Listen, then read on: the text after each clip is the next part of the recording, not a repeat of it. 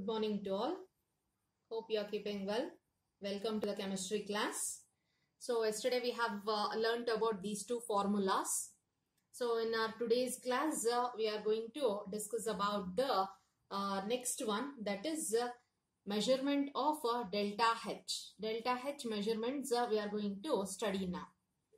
So in this delta H measurement, so what we are going to do is we have an calorimeter, and that calorimeter is being immersed in the polythene cup. So polythene cup containing water. So now we have a polythene cup over here. So you can observe a polythene cup. So this is insulated. That is nothing but whatever the heat is inside, so that heat doesn't flows outside. So when you are telling it is delta H, when we are measuring delta H, it is nothing but heat at constant pressure.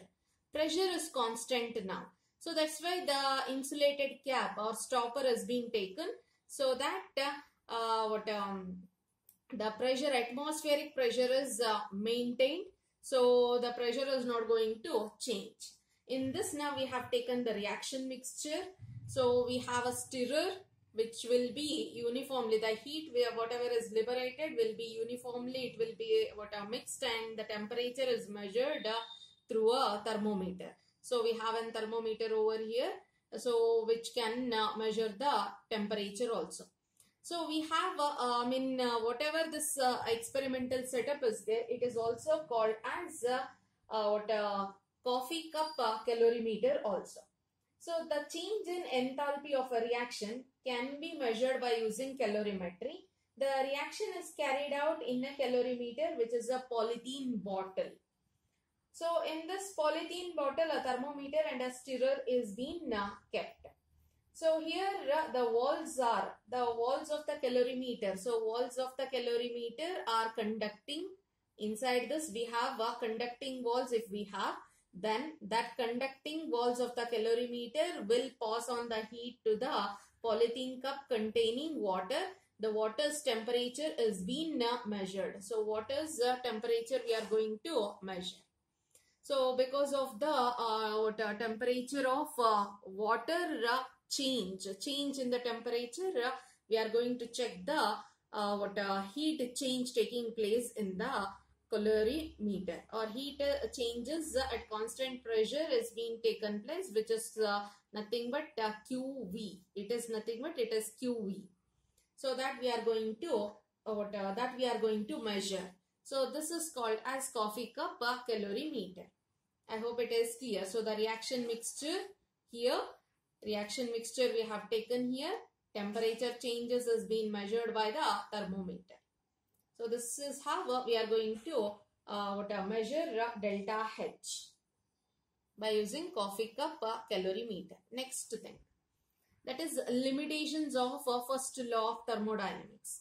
So limitations of first law of thermodynamics, in that the first one is, it doesn't say anything about the direction of flow of heat. So that is nothing but, so whatever the heat is being heat flow is taking place.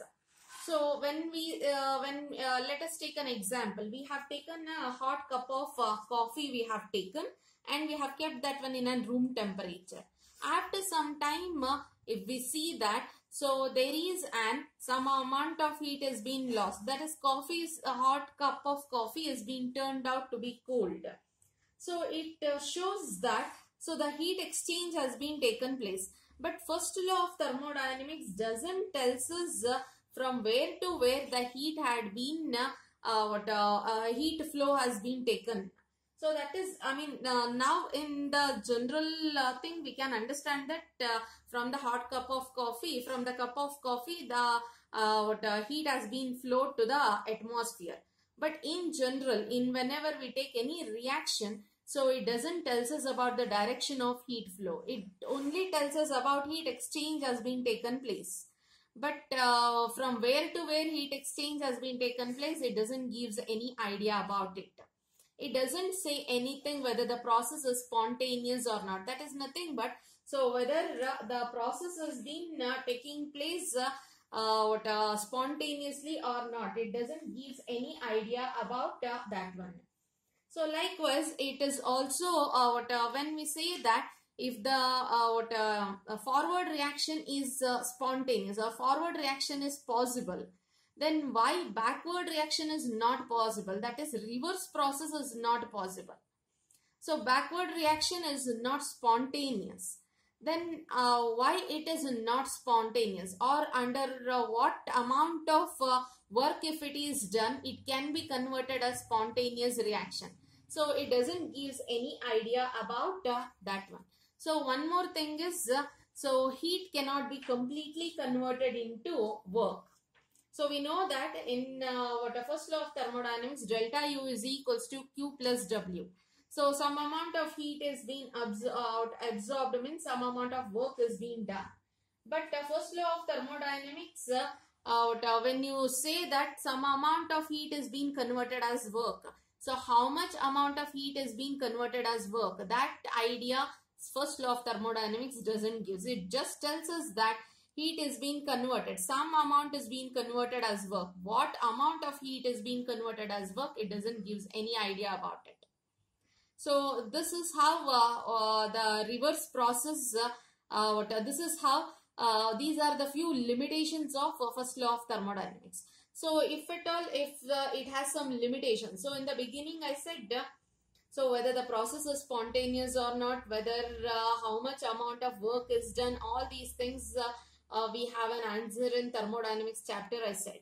So that means that if first law is not giving the answer for all these questions, then obviously we'll move to the second law. So to overcome these limitations, another law is needed, which is known as second law of thermodynamics. So we have, we'll try to answer, try to get the answer for all these questions in second law of thermodynamics. So when we move to, before moving to second law of thermodynamics, we have come across with an word called as spontaneous here. So what does the spontaneous exactly means? What does the spontaneous exactly mean? So we'll move on to that. So what does that spontaneous exactly means? And in our next thing, so we'll discuss about the spontaneous reactions. So what do you mean by spontaneous reactions, or what is spontaneity? What does the spontaneity indicates? So spontaneous process may be defined as an irreversible process which has a natural tendency to occur either of its own or after proper initiation under the given set of conditions.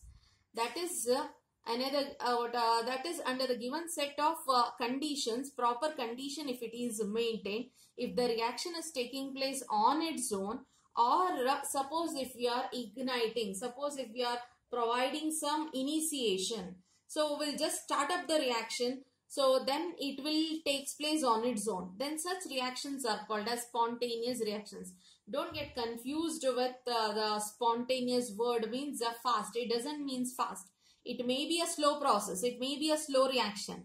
But the reaction should take place on its own, with a proper set of conditions. If a proper reaction conditions are maintained, then the reaction is taking place on its own, then it is called as a spontaneous reaction. So spontaneous, remember properly, spontaneous doesn't mean it's a fast reaction. Spontaneous means the reaction is taking place on its own, or after proper initiation is given, the reaction is taking place. So chemical reactions are processes which are spontaneous at given conditions, can also be called feasible processes. That is what we already learned. We already heard the word. That is feasible. So what first law has not given the answer for this one. That is whether the reaction is spontaneous or whether the reaction is feasible or not. It doesn't answer for such kind of question. So now we are going to study this thing, and we are going to get the answer from second law of thermodynamics. So spontaneous, already definition we have learned. We'll take up a few examples for spontaneous and non-spontaneous reactions. So when you say that non-spontaneous reaction, it is opposite of that one. It is opposite of the earlier one. That is the reaction which doesn't take place on its own, or the reaction upon initiation, it can start up. But when you stop that initiation thing, when you stop that helping, when you stop that external aid providing, so when you stop that external help to that reaction, the reaction stops there itself. So such kind of reactions are called as non-spontaneous reactions. So spontaneous reactions are the one which can take place on its own, or with the help, or with an proper initiation. If it is given, then it will take place. Few examples we have seen, we have written. We shall check that one. Dissolution of solute from a concentrated solution to a dilute solution occurs when these are brought into contact is a spontaneous process. That is, we have taken in one of the container, we have taken an concentrated solution. In another container, we have taken dilute solution. When you mix concentrated solution into a dilute solution, then both get immediately mixes up without, we need not to do anything there. We just, if you pour that concentrated solution into the dilute solution, it itself gets mixes with one another. So that process is a spontaneous reaction. Then mixing of different gases, that is also same thing. In one container we have taken one gas, gas A we have taken. In another container we have taken gas B. So what we are doing is we are connecting both the knobs. We are connecting the knob of A and we are connecting the knob of B together. And we are opening that lid and we are connecting it. Now gas A is going to it is going to pass into gas B and gas B container, and gas B container where the particles will move into gas A container, and it gets mixes with one another. Now you can now we can say that in both the containers, gas A is also there, gas B is also there. In the second container also, gas A is also there, gas B is also there. That is what called intermixing of different gases or intermixing of non-reactive gases. So those are gas particles. We need not to do anything. We have just opened the knob, we have just connected the knob and we have left the gas on its own. It gets intermixed with one another. Such kind of processes are called as spontaneous processes.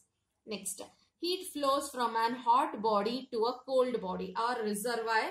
So we can consider, so heat is flowing from hot body to cold body. That is a spontaneous process. So electricity flows from high potential to low potential. Expansion of an ideal gas into vacuum through a pinhole. So that is, we will take an example of ideal gas is being taken in a container or a rubber tube. So outside the rubber tube we have a vacuum. So we have kept that rubber tube in a container. We have a vacuum. We have maintained and conditioned vacuum in that container. So the rubber tube has a small hole in it. Small hole. So you might have observed when there is a puncture in the tire. So you can observe the gas, whatever is filled inside the tire will be coming out through the small hole. So the same thing here also. A small hole is there in the tire where ideal gas is coming out from that tube or from the tire to that vacuum which is being maintained in the container. So nothing we are doing, a hole is there, gas on its own, it is flowing from that tube to the container. So all these processes are spontaneous processes. Then, so one more example we can take, that is a water flowing from a hill, water flowing down a hill. That is also a spontaneous process. We are not doing anything there. So directly water from upward, it is flowing downward or it is moving downward. So all these are spontaneous processes. Non-spontaneous process. Examples for non-spontaneous we shall see. All the above processes becomes non-spontaneous if it is reversed. If they are reversed, then all those spontaneous processes becomes non-spontaneous. So we need to add a word over here. So that is all the processes, whatever is there. If all the processes are reversed, then all those processes becomes non-spontaneous in nature. So how they become non-spontaneous? Let us take the first example. Now, so what is spontaneous? We have taken a concentrated solution. We have added a concentrated solution into dilute solution. Now, reverse of that one is separating them. We can separate them, but separating with, on its own, separation doesn't take place. So that's why it is non-spontaneous. Clear? Separation on its own cannot take place. So that's why we can say that it is non-spontaneous in nature. Likewise, already the gases are mixed. We have opened the knob and we have connected the knob with one another. Now the knobs we have connected. So there is an intermixing of gases are taking place. So all those gases, whatever is there, all those gases are mixed. It cannot separate on its own. That is what non-spontaneous. So heat is flowing from hot to body to cold body. So from the cold body, the heat cannot flow back. Likewise, same thing. Everywhere it is same. So electricity is flowing from high potential to low potential, but the electricity cannot flow from the low potential to high potential on its own. So that is what called non-spontaneous reactions. That is, when there is a spontaneous reaction, the backward reaction of that one is a non-spontaneous reaction. Clear it is? So whatever the spontaneous, we have taken one more example. That is water flowing down a hill. So water from the above, it is flowing downward. Above from the hill, it is flowing downward. So from the downward, water cannot flow back above, or to a higher level it cannot flow back without the help of either motor or anything. On its own, water cannot climb upward. So that process is non-spontaneous. So when you take a spontaneous process, the reverse of that one is non-spontaneous. So the next one, we have few more spontaneous processes. We shall see that one.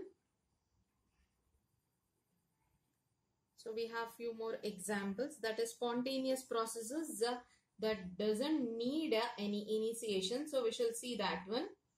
So we have evaporation of water. That is, water is being converted as gas. So it doesn't need anything. So if at all, if we keep water in any container, if it is the outside the temperature, in the room temperature, if it is a summer day, on its own, water gets evaporated more fastly.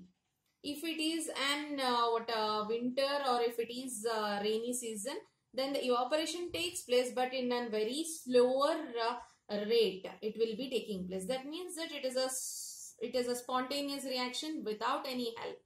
But only thing is, the rate of the reaction in summer is different from the rainy season or in the winter season. So next one is dissolution of sugar in water. We have added a sugar to water. Aqueous is nothing but water. So we have taken that one and we have added. If you stir that one, so we are getting a solution, a sugar solution we are getting. We need not to do anything. We have taken a solute and we have added a solute to solvent. We got a solution. Now, spontaneous process that need initiation, that is nothing but we need to start up the reaction. Let us take this one first. Carbon we have taken. So, carbon, it is a solid. So, it should be taken as a solid. Let me correct that one. So, it is an solid. It is solid. So, the remaining are gases. So, if we have taken a carbon and we have kept the oxygen, we have atmospheric oxygen. In the atmosphere we have oxygen. It doesn't burns on its own. You need to just ignite that one. When you just ignite, when you just provide a spark, so that is enough to undergo the complete reaction. Complete reaction, complete carbon will be converted as a carbon dioxide gas. Likewise, hydrogen gas and oxygen gas, if you keep them, if you in a same container, if you take hydrogen gas and oxygen gas together, reaction doesn't takes place. But if you just provide the electric discharge to it, so once if you provide the electric discharge to it, then the reaction will continue on its own. The reaction will continue on its own and it will be converted as a H2O. Clear? So if at all, if you won't provide electric discharge, then the reaction is very, very slower. It may take some 50 years to complete some 12% of the reaction. So if you provide electric discharge, within no time the reaction will be completed and it will be converted as the H2O in the liquid form. So it is, if at all, if you consider the backward reaction, so backward reaction is an non-spontaneous reaction. It is a non-spontaneous reaction. So if at all, if you want to make it spontaneous, then what we need to do is, you need to provide electricity. And that electricity should be provided continuously. If you provide continuously electricity, then it will be converted as H2 and O2. Clear? So we have a spontaneous reaction. Backward is a non-spontaneous reaction. But a continuous, to convert that non-spontaneous into spontaneous, a continuous help is needed. So a continuous external condition is needed. So the moment when you stop providing electricity, the reaction stops there itself. If you continuously providing electricity, then the reaction will lead to completion. Clear? So don't get confused. Non-spontaneous to spontaneous, a continuous help is needed. But a spontaneous reaction means only it needs initiation. You need to just begin the reaction. The reaction will take place on its own. So such kind of reactions are called as spontaneous reactions. So next part. So spontaneous reactions, we'll move on to the next one. That is spontaneous process and enthalpy change. So we have studied what is spontaneous reaction. We know now. Spontaneous reactions are of two types now. Either it can take place on its own, or with the help, with the initiation, it can move on. If the help is taken throughout, then it is called as non-spontaneous. Clear? Only initiation, if it is done, then it is spontaneous. Then, so when we say that a spontaneous process, just now we have seen a few examples, that is intermixing of gases, or a transfer of heat from hot body to cold body. All these are a spontaneous process. So a spontaneous process to occur, there should be some potential in it. There should be some driving force should be present in it. So if at all, if there is a driving force, then only the reaction will move in a particular direction under given set of conditions. That means that, so a driving force is must and should. A driving force is must and should. And one more thing is the potential or driving force, and then only the reaction will take place in a particular direction under given set of conditions. So what is the driving force? So we shall take up some examples. So a kind of driving force which leads to the reaction forward. So by taking few examples, we shall try to understand what is the driving force, or what is the driving force exactly mean, and how it is related with enthalpy we shall see. So we have first example, water flows down the hill. That is water from the hill, it is flowing downward. So when water is flowing downward, so that is nothing but its potential energy is decreasing. If water stored in a higher level, that means that its potential energy is very, very high. when water started flowing downward, its potential energy started decreasing. So energy is decreasing. Clear? Next example, heat flows from an hot body to cold body, or from hot to cold body it is. So that is, the hot body is our system. So from the hot body, the heat is flowing and it is moving towards the cold body. So that is nothing but what is happening to our system. This is our system. So our system is losing energy. Energy is being lost now. Clear? So this is what our system is. Our system, from the system, so heat is being now flowing towards the cold body. So energy is decreasing.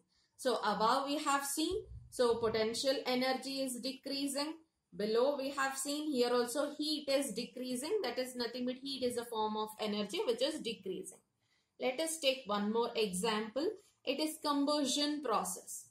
So when you take a combustion process, combustion of carbon is being taken in presence of oxygen. We are going to ignite. We are going to heat it. Let me write the heat symbol. Okay. We are going to heat that one.